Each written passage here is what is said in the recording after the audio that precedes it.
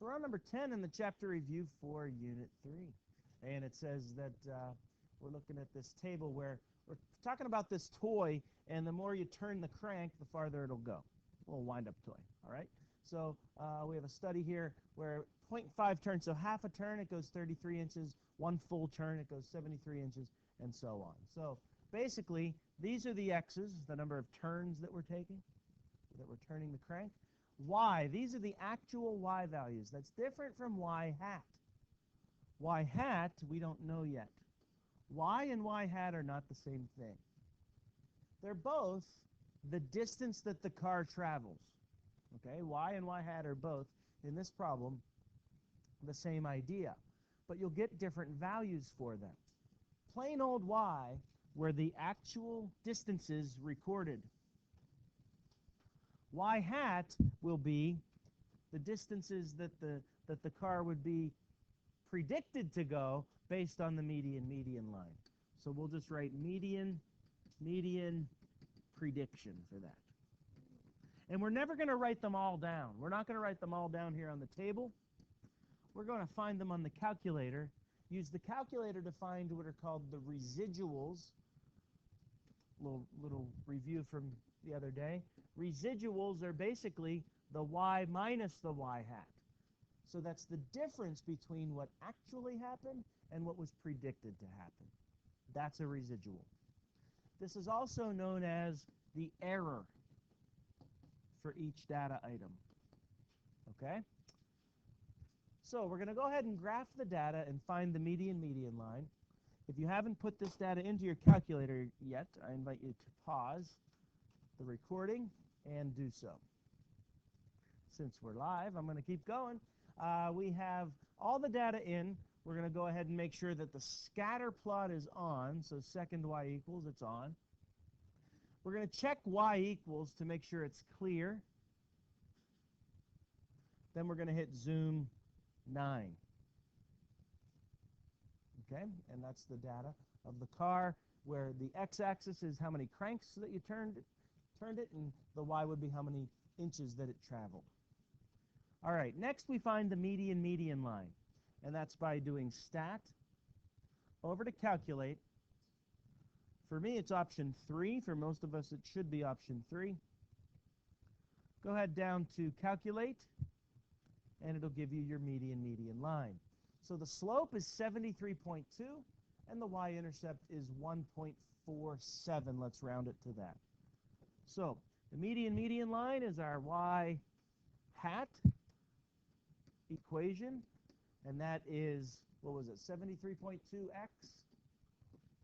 plus 1.47. So basically what this tells us is, if the slope is about 73, that means for every extra crank that I turn the key, right, every 1 extra turns, the car will go 73 more inches when it travels.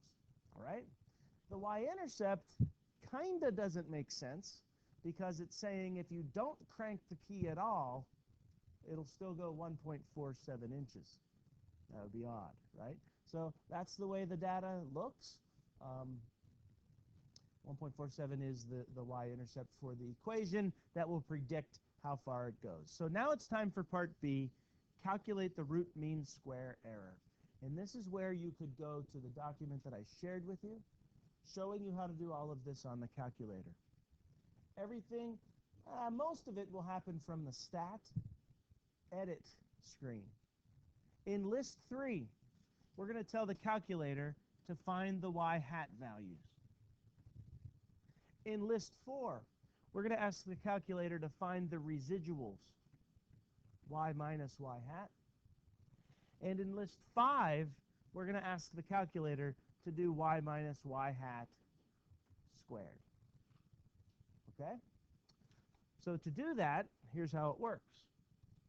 We're going to go over to list 3, up to the top, and start typing in the median line. That was 73.2 times x. But instead of x, you're going to type list 1, second 1.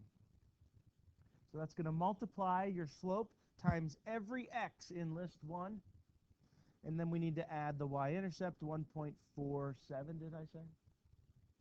Yes? Okay. When you hit enter, it'll find all of the y-hat values. So list 2 were actual values. List 3 would be approximate values. 73.2, 1.47. That is what I typed, right? Okay. Now, list 4, we need to try to get it to do that green equation or expression. Y minus y hat.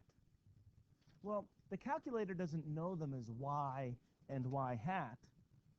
What does it know them as? L2 and L3.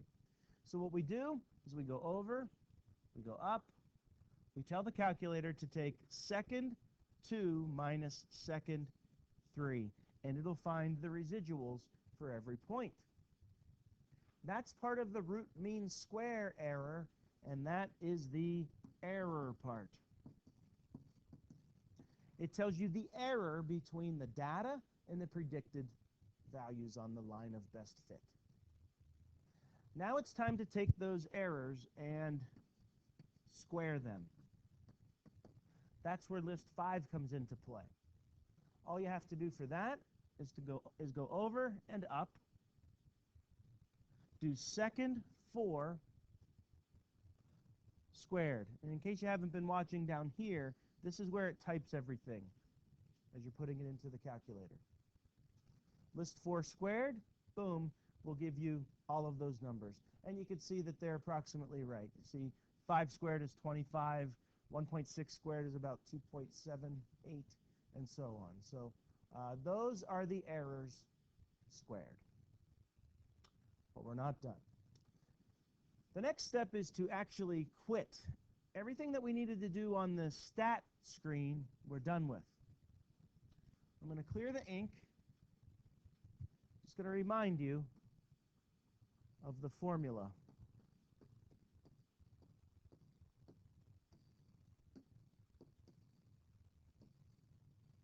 Okay? This formula was the root, which we haven't done yet.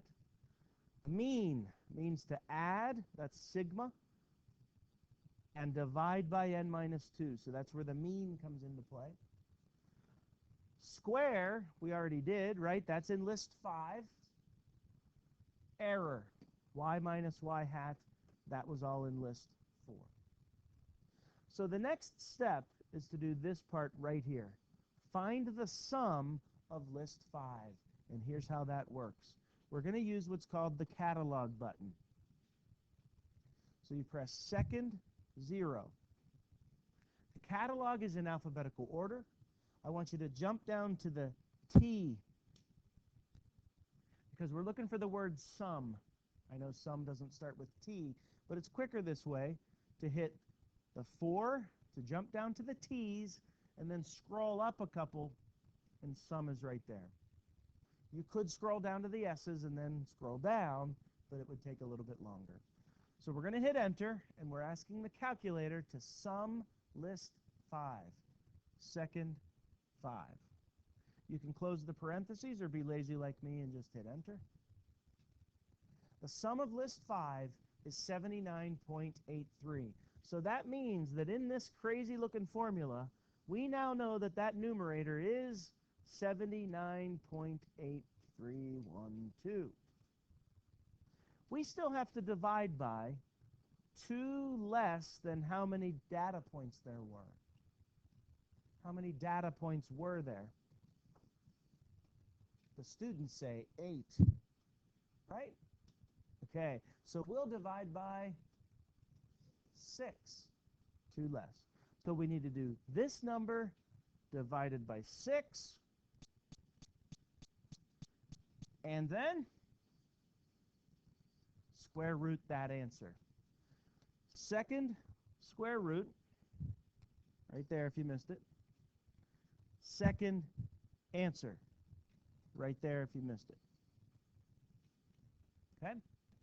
When I hit enter, it tells me that the root mean square error is 3.65. Hurry, write it down on the paper before we forget it. 3.65 is the root mean square error.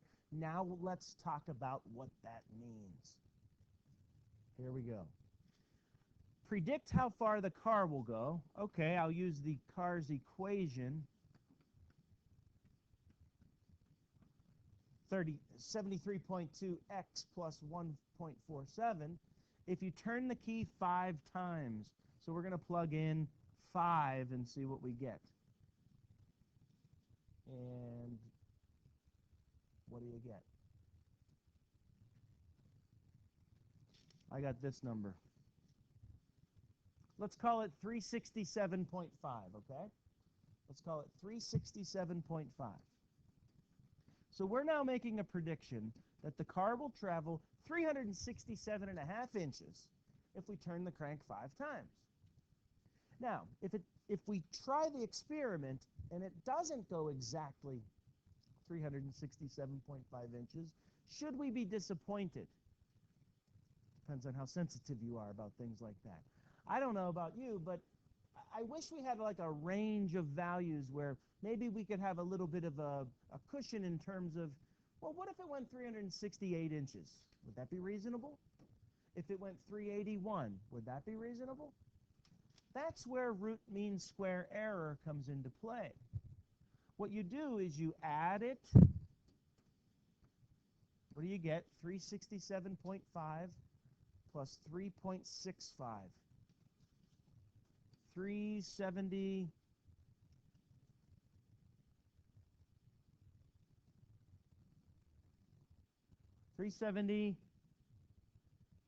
$1.2.